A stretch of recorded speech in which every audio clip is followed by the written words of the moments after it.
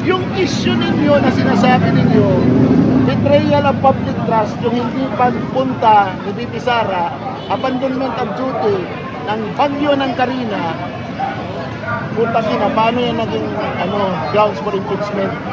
Ano ba ang trabaho ng Vice President? Sasabihin ko sa inyo lahat dito, ang trabaho ng Vice President, mag-antay na matigok ang Presidente. Sir, sa tingin nyo, may pupuntahan ba itong impeachment case na inihaan kay Vice President Sara? Sa tingin ko, mauubusan ng oras. Kung ngayon nila i-file, kung i-file nila next year, after the election of the new set of lawmakers, may posibilidad na umabot ito sa House of Representatives. Pero ito unless the people will not vote on the members of the House of Representatives who are oppressors of the Dutertes.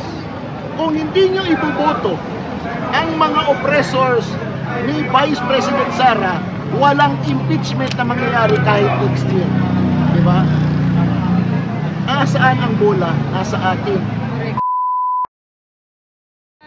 Ito ba yung endgame ba ni BBM or talagang pakitang tao lang niya to para maging babangon siya dahil natatakot siya, naalarm siya, napapraning, whatever? If you would like my opinion sa ginawa na yun, it is a usual propaganda na ginagawa. Tinatawag na spin. Wala silang issue na panlaban doon sa indignation ng mga tao regarding sa impeachment ni Vice President. Wala silang panlaban doon. So paano nila i-counter doon? Gusto nilang magdigong. Diba? Yung ginawa ni PRRD, nung sinabi niya na guys, do not do that. Diba? Nung sinabing may impeachment kay Leni Robredo, sinabi niya, diba? Ang sabi niya, please stop. Because she is harping on me. You will file an impeachment case. She is an elected officer. To counter that, kasi mabango yung sinabi ni PRRD, gusto nilang magpalabas, kaya lang hindi kaya na ipalabas ng biglaan. Ang ginawa ni Marcos, kunyari, nagpalit siya ng information para ma-emphasize na unimportant si Vice President Sara. Yun. Yung issue ninyo na sinasabi ninyo, betrayal of public trust, yung hindi pagpunta ni VP Sara, abandonment of duty ng bagyo ng Carina, punta na, paano yan naging grounds for impeachment? Ano ba ang trabaho ng Vice President? Sasabihin ko sa inyo lahat dito, ang trabaho ng Vice President, mag-antay na matigok ang Presidente. True. Diba? Diba? Diba? Yan ang trabaho ng Vice President, wala nang iba. Diba? Bakit nila ilalagay yun? Betrayal of public trust. Yung pag-abandon daw niya doon sa Typhoon Carina. Diba?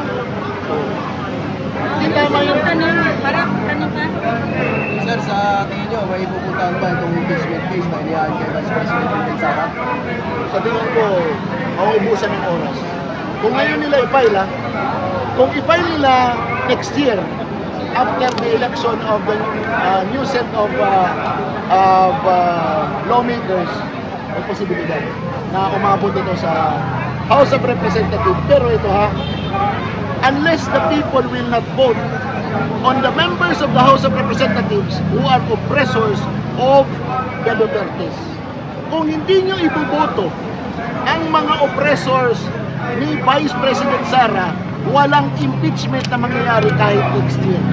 Diba? Nasaan ang bola? Nasa atin. Diba? May hawak kang ibon. Sasabihin mo sa mga tao, buhay ba o patay yung ibon? Diba? Pag sinabing buhay, pipisain ko yung ibon. Pag sinabing yung patay, papalayaan ko yung ibon. Ang ating kinabukasan, nasa ating mga kamay. Diba? Katulad ng ibon, pwedeng pusain, pwedeng palayain.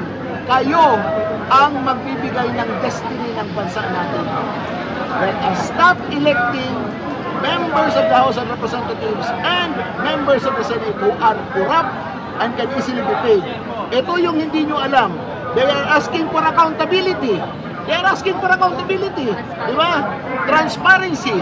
But are they accountable sa kanilang MOOE? Miscellaneous and other operating expenses.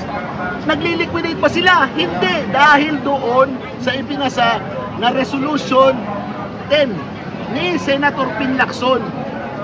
Oh. Na hindi na sila nagli-liquidate. Walang resibo. Pinipirmahan na lang nila na ginamit. Magkano bawat isang congressman? 423 million plus a month. Magkano bawat isang senador? 900,000 a month. Oh, gusto nyo makita yung computation ko? Go.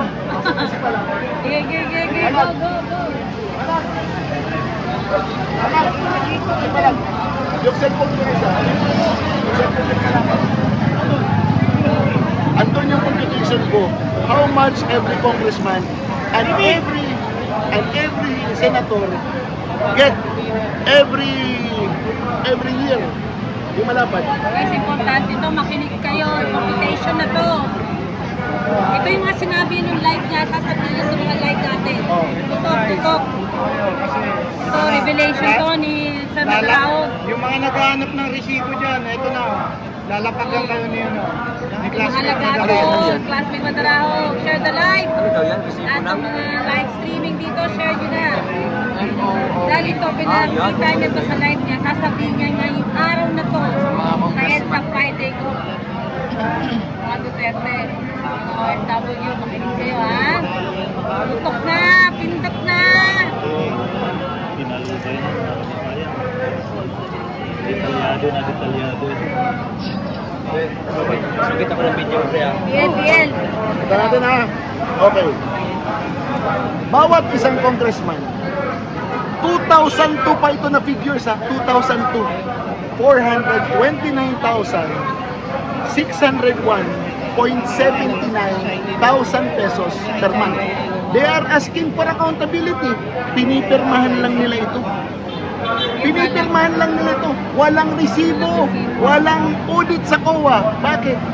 Siyempre, takot yung COA sa kanila. Tingnan nyo ngayon, yung COA na ngayon ang nanonood sa kanilang pag-accounting. Diba? In 1 year, one member of the House of Representatives gets 5,155,221.48. Bakit ito delikado? Ito yun ha. Kung magpapasweldo sila sa mga district office nila, hindi na yun mababawian ng tax. Bakit hindi mababawian ng tax? Hindi makukuha na ng tax? Kasi hindi naman nila inilalagay, pinapakita yung payroll nila. Diba?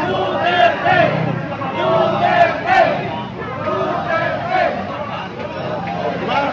Hindi naman nila pinapakita yung kanilang mga payroll. So therefore, walang withholding tax. Lugi na kagad yung gobyerno. Lahat ng consultant sila, lahat ng mga staff nila sa district, di ba? Bayaran nila o hindi, meron silang pera, ilalagay lang nila kung ano expenses nila. Malay ba natin, dadalawa lang ang staff nila. And mind you, pag ikaw ay chairman, you have an additional 200 plus thousand bawat chairmanship mo. Kaya nag-aagawan sila. Okay. Sa isang term, 3 years, that is amounting to 15,465,664.44. Holy cow! Si Castro, pang 3 years na, pang 3 times na, ito yung nakuha na niya. 139,979.96. Increase! Hindi ba? Sweldo pa lang, sahod pa lang to. Ito pa yung sweldo. Wala pa yan. Ito parang allowance lang to. Allowance pa lang yan. Wala pa dito yung speaker's bonus nila. Holy shit! Diba? Wala pa rin yung pagiging commissioner. Diba? Ang sabi ni Angelo Palmones, 35% daw. Kaya na-overwhelm yung Kaya pala tuwang-tuwa sila. Kaya pala nag-disband, no? Yung mga senador, 939,472.47 every month. Every month. Isang taon yan, isang taon. Magkano, sir? 11,272,669. Sa isang term na 6 years, grabe, 67,642,017. Diba? Kaya nagpapatayan silang maging senador. Kasama na ba dyan yung pitap? Diba? Wala pa. Wala pa. Wala pa. Wala nagkakabutan ng suntukan eh. Wala pa. Isipin mo, if you have a project that will be implemented in the DPWH, kung sususugan natin ang sinabi ni Angelo Palmoni sa inyong programa na 35%, for every 100 million, that is 35 million. Diba? Oh. Diba? Oh. Tama ang sinabi ni Tatay Dix, pagpasok mo, sipon, pagtabas mo, Rolex. Inaantay ko, may papasok na kandidato na magsasabi, pag pumasok ako dyan, kung ano yung kotse ko, yun yung paglabas. Kung ano man ang ibigay sa akin, na nagiging commission ko sa mga project, ibibigay ko rin sa mga tao. Pero wala eh. Lahat sila plastic. Ano sinasabi? Magsisilbi ako. O yun. Wala nang maniniwala sa kanila. Diba? Oh, ngayon. Gulat ng mga tao. Total, pare-pareho naman sila. Bumoto na lang tayo na makakatulong sa atin. Diba? Yung pwede natin malapitan at pwede makatulong sa atin. Diba? Oh. Ngayon, sino ngayon na may problema sa accountability?